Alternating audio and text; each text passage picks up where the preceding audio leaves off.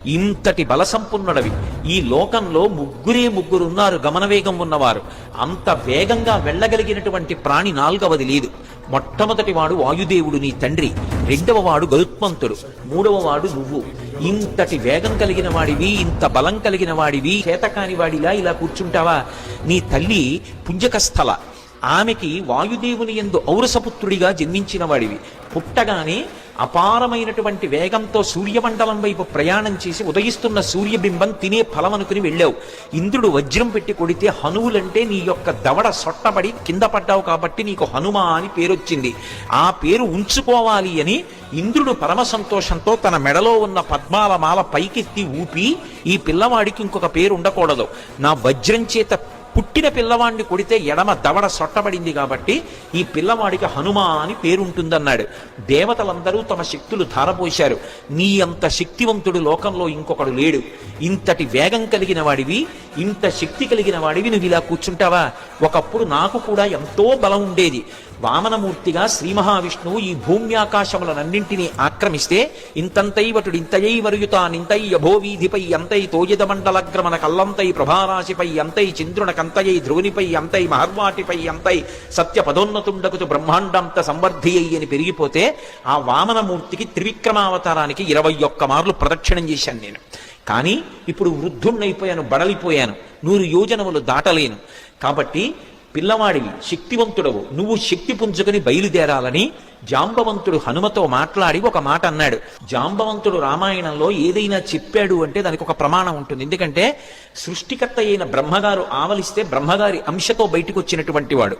ఆయన అంటున్నాడు, హనుమాన్ హరిరాజస్య, ఓ హనుమ, నువ్వు వానరులకంతటికీ కూడా రాజుతో సమానమైన వాడివి.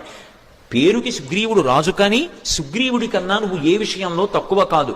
సుగ్రీవుడే కాదు, రామలక్ష్మణయోశ్చాపి తేజసాచ బలీనచ, రామలక్ష్మణులతో కూడా నువ్వు తేజస్సులో బలంలో సమానమైనటువంటి వాడివి. అటువంటి వాడివి ఇలా కూర్చుంటావా?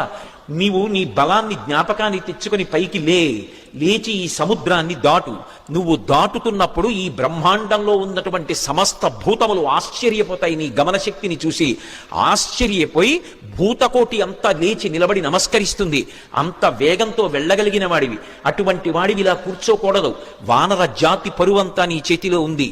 నువ్వు ఇవాళ వెళ్ళి సీతమ్మ దర్శనం చేసి వచ్చి ఆమె జాడ తీసుకొస్తే మనం వెళ్ళి మళ్ళీ సుగ్రీవుడికి చెప్తే, సుగ్రీవుడు రాముడికి చెప్తే, రాముడి వలన ఉపకారం పొందినటువంటి సుగ్రీవుడు ప్రత్యుపకారం చేశాడనేటటువంటి మాట నిజమవుతుంది. లేకపోతే మన ప్రభువు పరువు పోతుంది. ప్రభువు చేత పరిపాలింపబడిన వానర జాతి పరువు పోతుంది. ఇంతమంది పరువు నీ చేతిలో ఉంది. ఇంతమంది శోకాన్ని పోగొట్టగలిగిన వాడివి నువ్వే. నాయనా లే అని ఒక్కసారి ప్రచోదనం చేస్తే శాప విమోచనం అయిపోయింది. వెంటనే ఆయన తన బలాన్ని తాను జ్ఞాపకానికి తెచ్చుకుని మహేంద్రగిరి మీదకి ఎక్కుతూ అక్కడ నిలబడి ఒక మాట చెప్పారు. నా బలం నాకు జ్ఞాపకానికి వచ్చింది.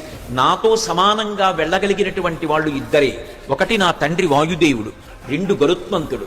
నేను ఎంత వేగంగా వెడతానంటే సూర్యుడు ఉదయాద్రి మీద ఉదయించి ప్రయాణం ప్రారంభం చేసినప్పుడు సూర్యుడితో పాటుగా ప్రయాణం ప్రారంభం చేసి సూర్యుడు మధ్యాహ్నానికి ఆకాశం మధ్యలోకి వచ్చేటప్పటికి నేను పశ్చిమాద్రికి వెళ్ళి పశ్చిమాద్రిని ముట్టుకుని మళ్ళీ తిరిగి వచ్చి మధ్యాహ్నం సూర్యబింబాన్ని కలవగలను.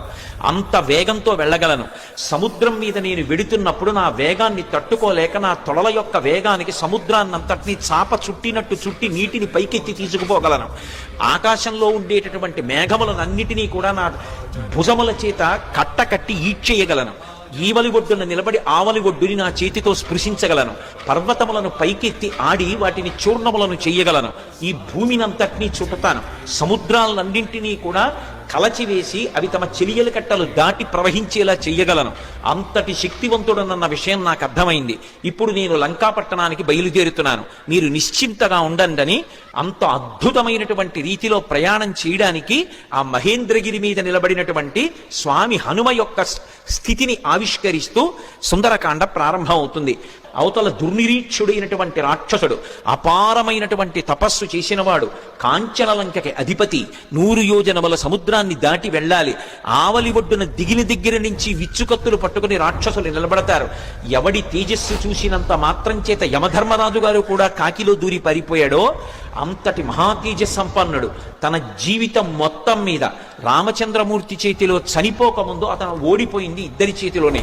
ఒకటి వాలి చేతిలో ఓడిపోయాడు, రెండు కార్తవీర్యార్జునుడి చేతిలో ఓడిపోయాడు. దిక్పాలకుడిని కూడా ఓడించాడు, దేవతల్ని ఓడించాడు, ఇంద్రుణ్ణి ఓడించాడు. అంతటి శక్తివంతుడు, దుర్నిరీక్షుడు, అసలు చూడ్డం కూడా సాధ్యం కాదు. అంతటి తేజస్సుతో వెలిగిపోతుంటాడు. కొన్ని కోట్ల మంది రాక్షసులు నిరంతరం పరివేష్టించి ఉండి లంకాపట్టణాన్ని కాపలా కాస్తుంటారు.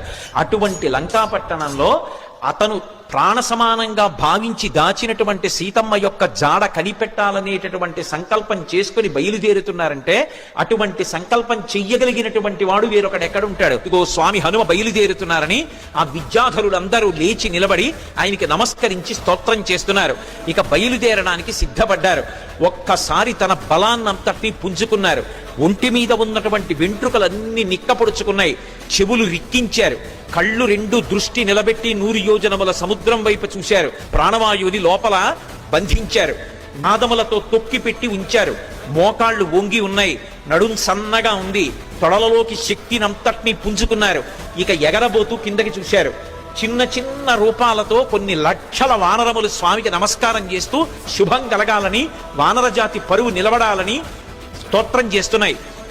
వాళ్ళ వంక చూసి ప్రతిజ్ఞ చేశారు, నేను ఇప్పుడు బయలుదేరి వెళ్ళేటప్పుడు నా శక్తితో వెళ్ళటం లేదు.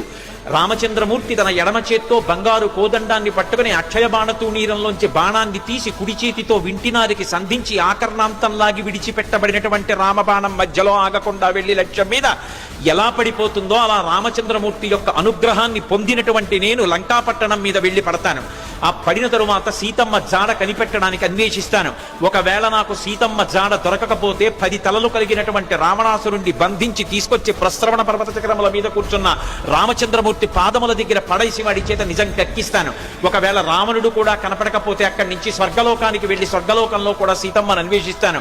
స్వర్గంలో కూడా సీతమ్మ కనపడకపోతే తిరిగి వచ్చి రావణ యొక్క లంకాపట్టణాన్ని పెళ్లగించి చేత్తో పట్టుకుని తీసుకొచ్చి సుగ్రీవుడి యొక్క సన్నిధానంలో నిలబెడతాను. అటువంటి బలాన్ని పుంజుకుని నేను బయలుదేరుతున్నాను, మీరు బెంగ పెట్టుకోకండి, రామకార్యాన్ని సాధిస్తాను. ఆ పట్టుదలతో ప్రతిజ్ఞ చేసి ఇక బయలుదేరడానికి సిద్ధపడ్డారు. ఒక్కసారి ఎగిరేటప్పటికి కొన్ని వందల సంవత్సరముల నుంచి ఆ పర్వతం మీద పెరుగుతున్నటువంటి మహావృక్షములు కూడా కూకటి వేళ్లతో సహా పెకలింపబడి ఆయన తొడల వేగానికి ఆయనతో పాటుగా వెళ్లి కొంత దూరం వెళ్లిన తరువాత ఇక ఆ వేగంతో వెళ్లలేక సముద్రంలో పడిపోయాయి.